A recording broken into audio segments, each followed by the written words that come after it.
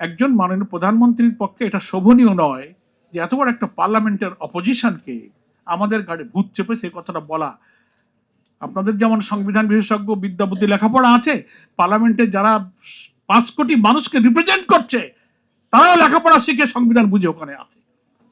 বিএনপির মধ্যে সংবিধান বিশেষজ্ঞ সিনিয়র লয়ার যারা আপনারা ব্যাখ্যা দিচ্ছেন, এর বাইরে একটা বিরাট বাংলাদেশ আছে। বাংলাদেশের বড় বড় সংবিধান বিশেষজ্ঞ সিনিয়র লয়ার রাজনৈতিক বিশ্লেষক গোল টেবিল করছে, আলোচনা করছে, মতামত দিচ্ছে, পত্র পত্রিকা ইন্টারভিউ দিচ্ছে। পড়েন, নোট অফ ডিসেন্টের ব্যাখ্যা পড়েন। গণভোটের সাবজেক্টে 5 কোটি রায় দিলে তার পজিশন কি হয় সার্বভৌমের ব্যাখ্যা পড়েন।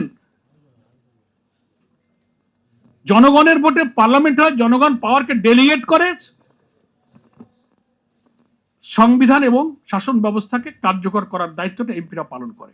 কিন্তু রেফারেন্ডামে যখন আমভাবে কোনো বিষয়ের উপরে জনগণ ভোট দিয়ে দেয়, তার অর্থ হলো will of the people is sovereign, জনগণের অভিপ্রায় হচ্ছে সবচেয়ে বড় আইন।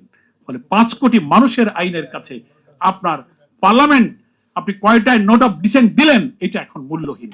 তাহলে আমরা তো একথা বলতে পারি যে রাজনৈতিক যে সংকট আজকে খেলাফত মজলিস যে সমাধানের উপায় গণরায় বাস্তবায়নের করণীয় মিটিং করছে এত এনার্জি সময় নষ্ট করে, এই সংকটটা আপনারা তৈরি করেছেন।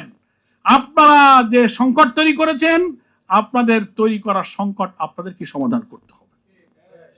এটা আপনারা জনগণের কোর্টে বলটা দেবেন না, এই বলটা আপনার কোর্টে আছে, আপনাকে এটা সমাধান করতে হবে।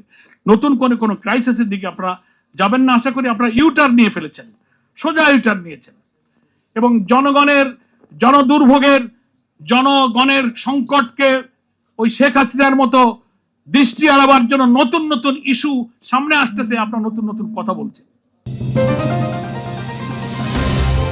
চ্যানেল বি প্লাস, নতুন সূর্যোদয়, নতুন বাংলাদেশ।